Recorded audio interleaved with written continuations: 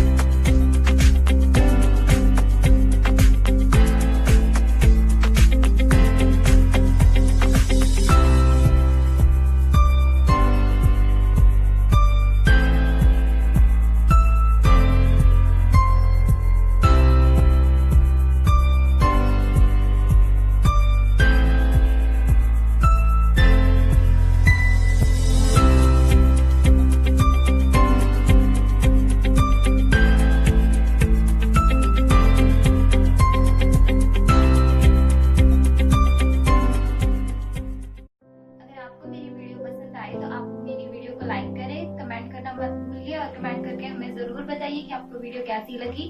हमें बहुत मोटिवेट करने के लिए और हमें सपोर्ट करने के लिए मेरे चैनल को सब्सक्राइब करना ना भूलें।